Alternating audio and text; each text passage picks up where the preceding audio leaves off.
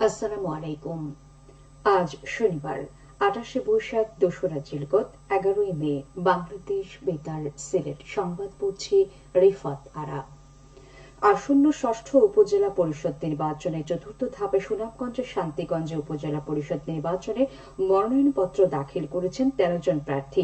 Chairman পদে ৪ জন, vice chairman পদে ৪ জন ও মহিলা ভাইস চেয়ারম্যান পদে ৫ জন প্রার্থী অনলাইনে মনোনয়নপত্র দাখিল করেছেন। গত বৃহস্পতিবার মনোনয়নপত্র দাখিলের শেষ দিনে মোট ১৩ জন প্রার্থী মনোনয়নপত্র দাখিল করেন। বিষয়টি নিশ্চিত করেন শান্তিগঞ্জ উপজেলা নির্বাহী অফিসার সুকান্ত সাহা। মনোনয়ন ফরম যাচাই বাছাই করা হবে আগামীকাল। মনোনয়ন ফরম প্রত্যাহারের শেষ তারিখ ১৯শে মে, প্রতীক বরাদ্দ ২০শে মে এবং ভোট গ্রহণ অনুষ্ঠিত হবে ৫ জুন বুধবার। জনপ্রশাসন মন্ত্রণালয়ের অতিরিক্ত সচিব আমেনা বেগম বলেছেন, স্মার্ট বাংলাদেশের অভিযাত্রায় সরকারি চাকুরিজীবীদের মানসিকতার ইতিবাচক পরিবর্তন হয়েছে। জনগণের চাহিদার ভিত্তিতে নাগরিক সেবা প্রদান করে ২০৪১ সালের মধ্যে স্মার্ট উন্নত বাংলাদেশ গড়ে তুলতে হবে। বিভাগীয় উদ্ভাবনী মেলার ক্ষেত্রে কার্যকর ভূমিকা পালন করেছে।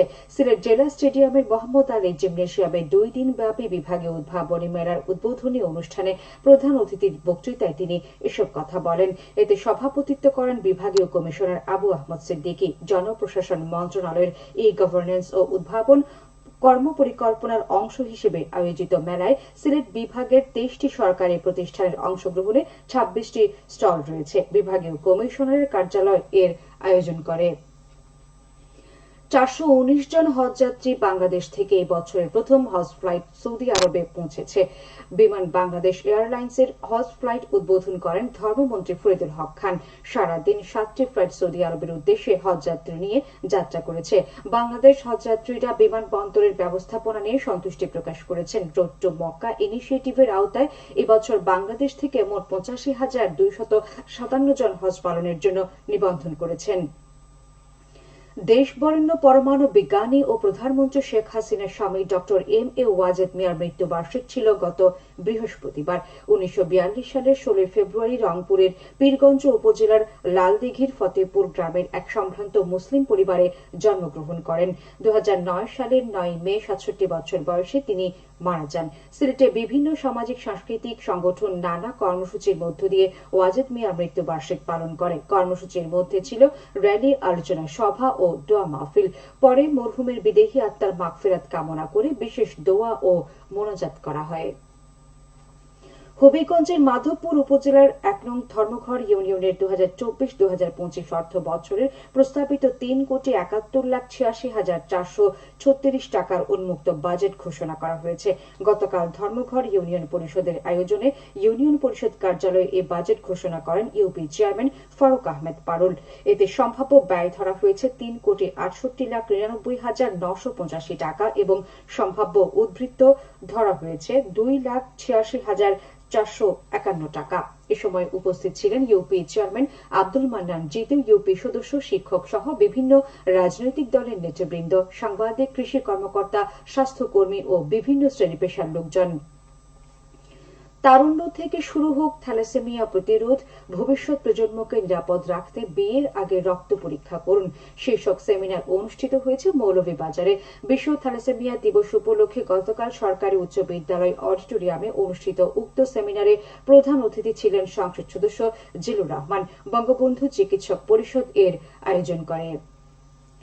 শাহজালাল বিজ্ঞান ও প্রযুক্তি বিশ্ববিদ্যালয়ের উপাচার্য অধ্যাপক ফরিদ উদ্দিন আহমেদ বলেন, তথ্য পাওয়া সকলের জন্য সহজ করতে হবে। বিশ্ববিদ্যালয়ের প্রত্যেকটি কাজ নিয়ম অনুযায়ী করতে হবে, তখন কোন ধরনের সমস্যা তৈরি হবে না। শিক্ষার্থীরা যথাযথভাবে তথ্য পাচ্ছে কিনা তা আমাদের নিশ্চিত করতে হবে। সকলকে নিজ নিজ কাজে সৎ, স্বচ্ছ এবং সময়নিষ্ঠ হতে হবে। বার্ষিক কর্মসম্পাদন চুক্তির অন্তর্ভুক্ত রাইট টু ইনফরমেশন এর আয়োজনে বিশ্ববিদ্যালয়ের প্রশাসনিক ভবন ২ এর সম্মেলন কক্ষে এই কর্মশালা অনুষ্ঠিত হয়।